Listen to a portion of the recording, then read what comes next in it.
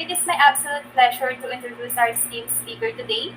He is a passionate and knowledgeable in the field of human resources, an engaging event host. His journey in HR started as an HR intern, where he showcased his skills in organizing events, facilitating corporate training, orienting interns, conducting counseling sessions, creating multimedia deliverables, and helping draft companies' policies. He is certified human resource associate and an associate certified practitioner in human resource, credential that reflects his deep commitment to excellence in the industry. Beyond his professional career, he has taken on leadership roles in various HR student organizations, including the Human Resource Society, IRIS Manila, the Human Resource Student Association of the Philippines, and the Junior People Management Association of the Philippines. With his experience, his impressive background, and passionate for helping others grow, he is the perfect person to guide us through today's discussion. Let's sit back, relax, and get ready to learn from an industry expert as he shares his insights, experiences, and advice on how to navigate the transition from the classroom to the corporate world. So without further ado, let us all welcome Mr. Bon Hart Malgapo. Hello, good morning. Good afternoon, rather. Narinig po ako? Am I audible? Thank you for that wonderful introduction. Am I audible, host? Yes po. Ayan, thank you for that.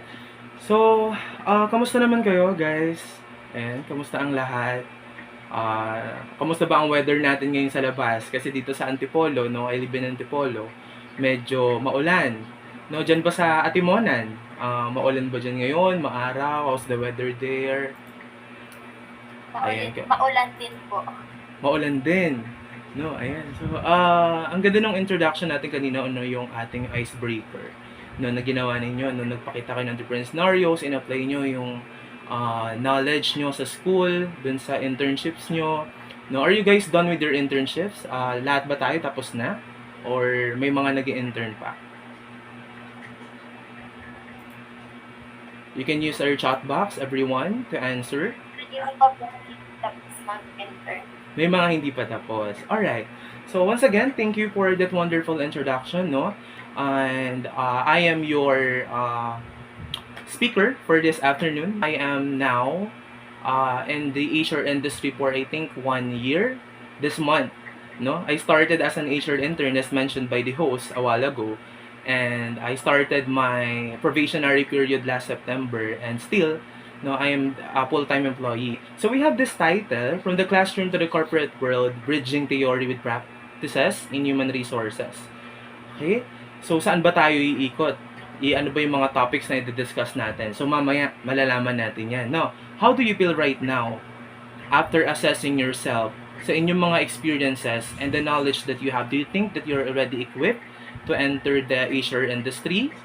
Ayan, you can utilize our chat box to answer.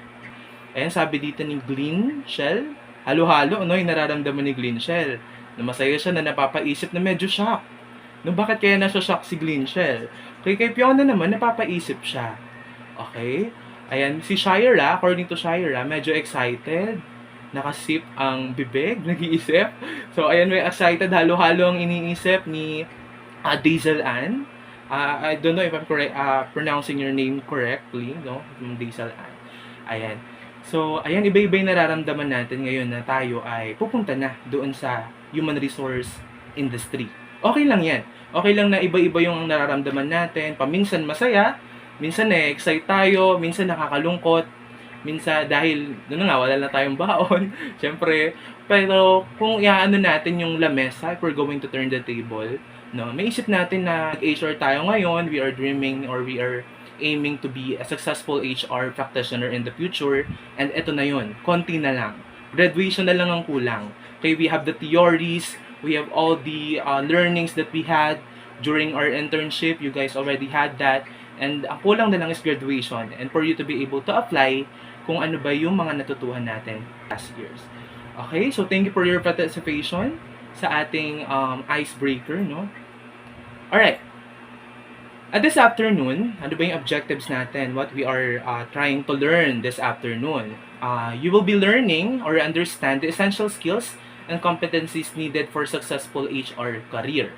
Okay, ano ba yung mga kailangan nating skills? Ano ba yung mga kailangan nating competencies na up to date?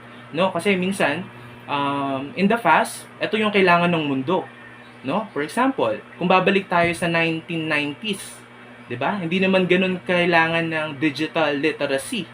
Pero if you're going to compare the time back then and the time now, the world is demanding digital literacy. Hindi lang sa mga nasa computer, nasa IT, pero sa ating din sa HR. So later on, no, may expound natin yung mga kailangan nating skills and competencies na up to date. Okay? Up next, we're going to understand, or you're going to understand and prepare for top HR challenges in 2025. No? Kailan ba ang inyong graduation? This year ba ang graduation nyo or next year? Host, kailan po ang graduation natin? Christine? Who's Christine? This year po. This Mga year. July po. Alright, month of July. So, 2025. No? So, ngayon, it's important para maintindihan natin yung mga top HR challenges in 2025. Paano natin sila kakaharapin gamit yung mga skills and competencies na kailangan nating i-develop. No? Mga skills na meron na tayo, paano natin sila may strengthen. Yung mga skills na wala pa tayo, how are we going to gather those skills or improve those skills? Okay? Third in line, we have explore how theoretical HR knowledge applies to real-world scenarios. Okay? Ano ba yung theories, no? Parang sa driving, no? Sa LTO, no? Land Transportation Office. Ayan. Ang ginagawa, merong TDC, merong PDC. Yung parang theoretical driving course, bago yung practical driving course, bago ka makakuha ng lisensya. No? Ngayon, okay na kayo sa theoretical course, which is yung 4-year degree course nyo. Now, meron na rin kayong konting practical application or practical knowledge dun sa internship nyo. Okay. So, maganda yun na sa nagano na kayong sitwasyon or kalagayan, and that's a good start, no, para simulan ng ating HR career. Okay? Last but not the least, no, we'll be able to recognize the significance or importance, yung vitality ng ethics and professionalism in HR practices. No? Paano ba tayo magiging professional in the way we dress up, sa mga sinusuot natin, the way we speak, how are we going to say first we are professional enough when it comes to dealing with other people. So later on, malalaman natin lahat ng yan. Okay? So yan iikot ang ating talakayan this afternoon. Now, for our expectations, first, we have identify areas for growth based on HR competencies and create an improvement plan. So it's not enough, no? It doesn't end here. No, after ng webinar na ito, wala na. So I'm going to give you an assignment, no? Even though that we're not going to talk to each other na after this. So pwede naman, ayan, for future connections, no? Pero after nating ma-identify yung mga areas for growth natin, 'di ba? After natin ma-assess sa sarili natin when it comes to our skills and competencies, we need to create an improvement plan, no? Para magkaroon tayo ng development, no, after this webinar. Okay? We'll be able to identify solutions for your common HR challenges and apply them proactively. Okay? So malaman natin yung ano ba yung mga challenges, paano natin mahaharap yon proactively. Okay? So, third in line, we'll be able to use academic HR knowledge effectively in real-world professional scenarios. Okay, tuturuan natin mamaya, no, na kung paano ba natin i-apply yung mga meron tayo ngayon. Yung mga sandatang meron tayo ngayon. HR theories, our knowledge and the technicalities of HR, and our experience in internship. How are we going to utilize and leverage those things in order for us to become an effective and efficient HR professional or practitioner in the future? Okay? Fourth in line, you'll be able to demonstrate ethical and professional conduct in HR practices. No, it's very important kahit anong profession yan, no? Meron dapat tayong ethical standards na sinusunod. Ethics na dapat meron tayo. Alright? Last but not the least, no, is passion. No, dinagdag ko dito yung passion. It is found, no, in the intersection of what excites you, doing the things that you love, no, what you're good at, and what brings value to other people. That is your passion. Bakit ka ba ngayon bumangon? Bakit ka ba ngayon nandito sa webinar na ito? Ano ba ang purpose natin today? Ano ba yung ginagawa natin today? Yung ginagawa ba natin ngayon ay masaya tayo sa ginagawa natin? Yung ginagawa ba natin ngayon is para doon sa goal natin na to positively impact other people's lives? You ask yourself. Okay, that is your passion. No? Passion also is one of the greatest skill an HR should possess. No? Pag masaya tayo sa ginagawa natin, maganda yung resulta. Right? Do you agree with me? Na pag masaya tayo sa ginagawa natin, mahal natin yung ginagawa natin, ang ganda ng resulta. Right? So, kahit nakakapagod, maging HR, or kahit anumang mga trabaho yan, no? Kapag tayo ay masaya sa ginagawa natin, meron tayong passion, napakasarap sa pakiramdam. Right? Hindi natin ganun ka mararamdaman yung pagod as an HR kapag may passion tayo sa ginagawa natin. Okay? So, lagi nyo lang tatandaan na being an HR is doing what you love and also loving what you do. Okay? Do not forget about that. How do you feel right now about stepping in the HR industry? Na ngayon, kahit papaano, alam na natin kung saan tayo pupunta.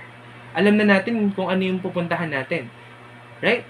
Kung hindi man natin alam kung saan pa talaga tayo pupunta, at least ngayon meron na tayong sapatos. Those are actually shoes. No? Ano ba ginagawa ng sapatos? It protects our feet. Kapag may protection ng feet natin, kaya nating lakarin kahit gano'n pa kahabang lakarin yan. Unlike na wala tayong sapatos. No? Pwede masugatan yung paa natin sa daan. Pero ngayon, na meron tayong mga ganong bagay, alam natin yung mga impormasyon na iyon, at least meron tayong sapatos or footwear na we can use to walk our path, no, sa trajectory ng ating buhay. Okay. So now, kung ma-observe natin, kumpara sa kanina, mas marami ngayon yung naka-heart na emoji. Okay? So, yung excited sila, happy sila, may mga nag-iisip pa din, that's fine. No? Iba-iba yung nararamdaman natin. And mahalaga na i-acknowledge natin yung nararamdaman natin. And pag aware tayo sa nararamdaman natin, alam natin yung dapat natin gawin. Alright? Thank you for those responses. Everyone, you are really with me. Thank you for that. So, before I end this presentation, allow me to leave you this quote from Zig Ziglar. This is my favorite quote, no? You don't need to be great to start, but you need to start to be great. Hindi mo kailangan maging pinakamagaling. Pwede kang hindi maging magaling muna, pero ang kailangan mong gawin ngayon ay magsimula. At pag nagsimula ka, doon na magpapatuloy yung paggaling mo. Pag master mo ng iba't ibang bagay as an HR entrant, doon ka nagagaling. Okay? So, hindi kailangan na master mo na lahat yan. Ang dapat ngayon, meron kang positive attitude kung gusto mong ma-master yon someday. Alright? So, another one, this quote is my life quote. I created this during my college days. And the quote is, in trying new things, you will discover something about yourself and the rest of the world. Alam nyo ba na nag-try lang ako before sa hosting, kagaya ng mga host natin ngayon? Alam nyo ba na binagawa ko lang yung best ko when it comes to doing reporting? At ngayon, nandito na ako. I'm happy that I am here with you guys. Na meron akong contribution bago kayo magtapos ngayon sa kolehiyo. And I'm really happy with that. Alright? So, thank you for inviting me here, Future Human Resource Professionals Organization. Pag ginagawa natin yung mga bagong bagay, madidiscover natin kung sino talaga tayo. Okay? Kung ano ba tayo bilang tao, ano ba tayo bilang HR, kung ano yung purpose natin sa mundo. Actually, as HRs, meron tayong contribution sa nation building. We are supporting employees who are supporting families. With that, thank you again for your active participation, and I hope that you've learned something from me. Thank you. Good afternoon po. So, sabihin ko na lang po dito yung questions ko po kay Sir Von. Good afternoon po, Sir, or Kuya Von. Good afternoon. Ang question ko lang po is, aside po dun sa quotes nyo or dun sa topic you've discussed po kanina, ano pa po yung highly or main advice nyo po na maibibigay sa amin as an future HR professionals to successfully transition from academic knowledge to real-world HR practices in the corporate settings po? Alright. Okay, siguro 3 things na pwede kong ma-advise. You surround yourself with people who believes in you. Kasi kakaiba yung lakas na meron tayo pag napapalibutan tayo ng mga taong naniniwala sa atin and everything that we do. Okay? Ano ba yung mga taong naniniwala sa atin? Our mentors, our professors, our parents, our friends, yung mga katabi nyo ngayon. Diba? Pwede kayong maniwala sa katabi nyo na kaya mo yan. That is our backbone para tumayo tayo para sa mga sarili natin at mga pangarap natin. And aside from that, pangalawang bagay, you should believe in yourself. Mahalaga, masaya na may taong naniniwala sa atin. Pero dapat alam natin kung paano maniwala sa mga kakayahan natin. Okay?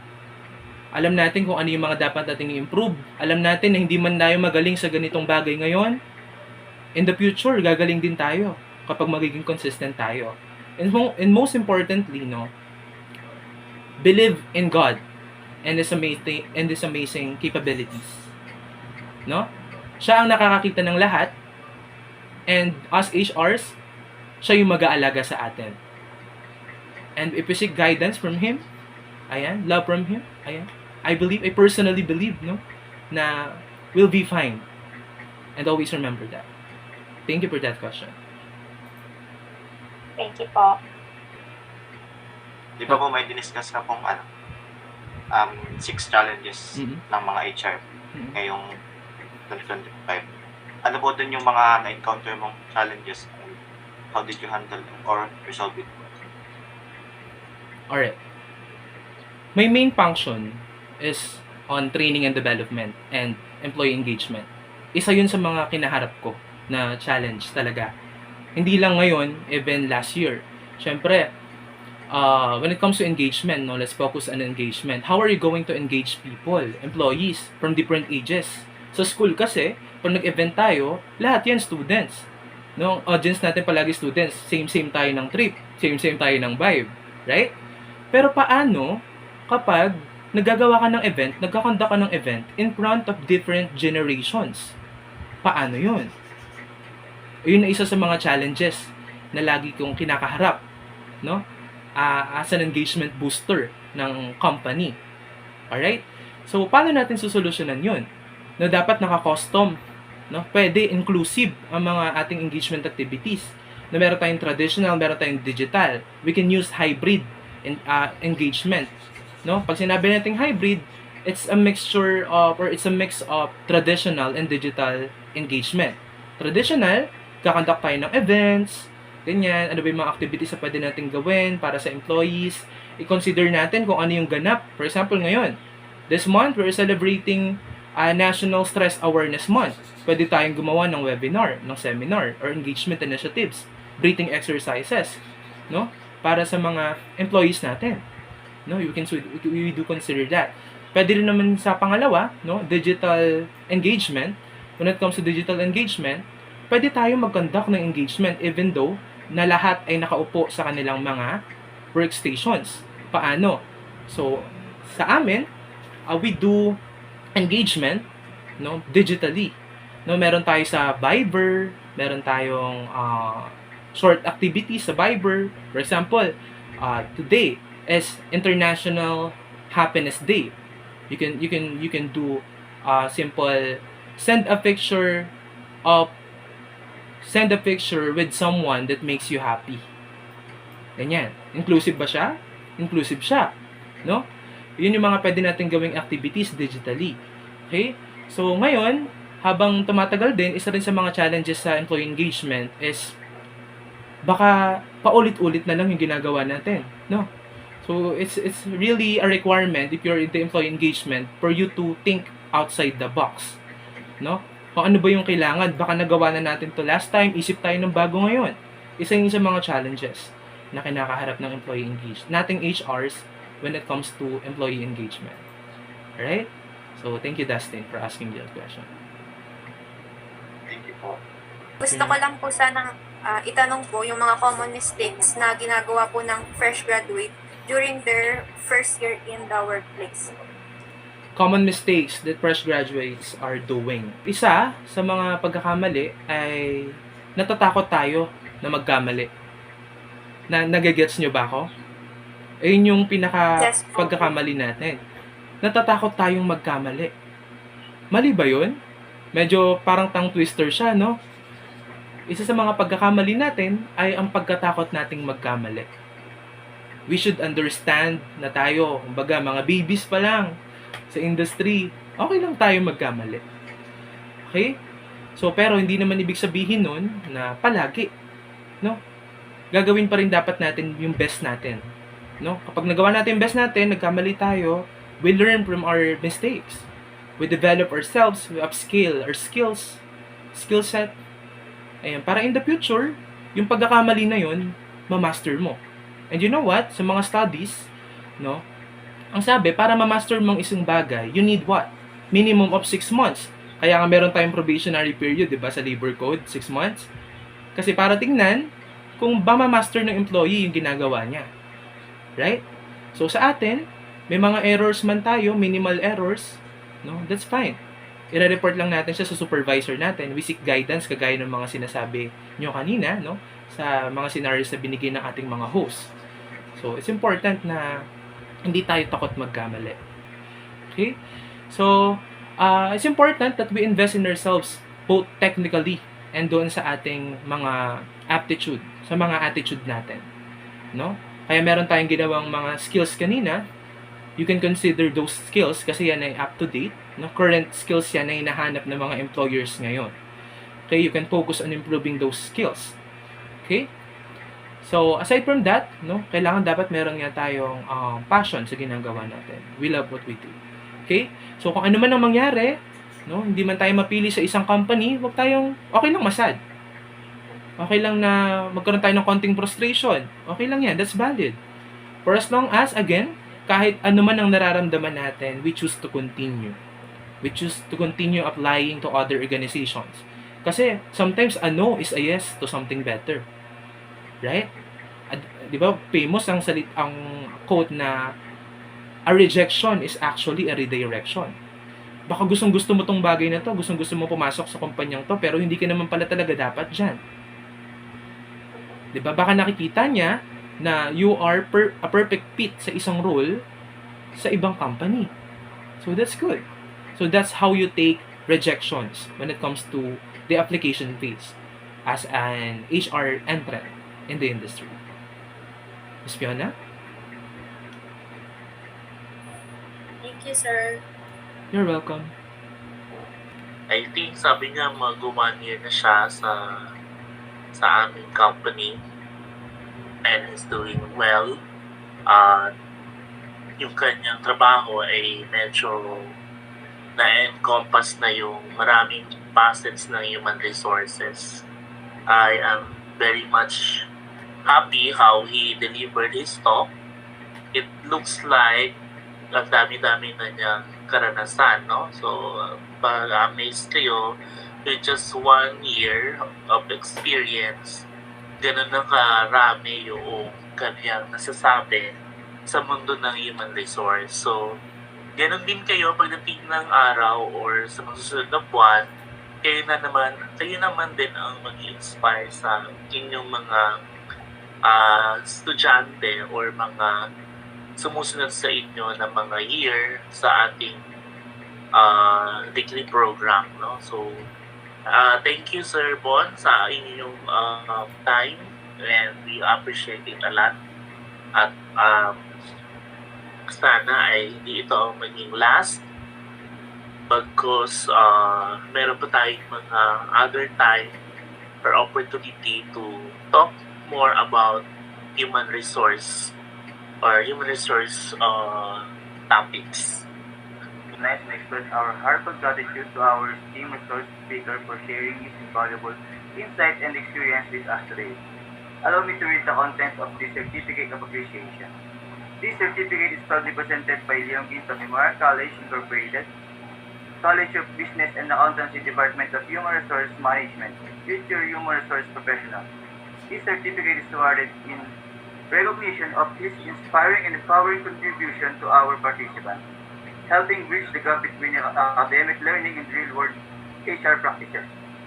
This certificate of appreciation proudly presents to Mr. Bon Malgapo, CHRA HCPHR, for sharing his valuable knowledge and experience as a resource speaker during the learning session in special topics in human resource management entitled From the Classroom to the Corporate World, Bridging Theory with Practices in Human Resource, held on April 5, 2025 via Google Meet. Signed by Mr. Christopher E. Desa, CPHR, LPT PhD Program Chair of Human Resource Management, and Ms. Irish B. Espinosa, President of Future Human Resource Professionals Organization. Once again, let us all give a warm round of applause to Mr. Bon Molgapo for his time, effort, and dedication in imparting his knowledge with us today.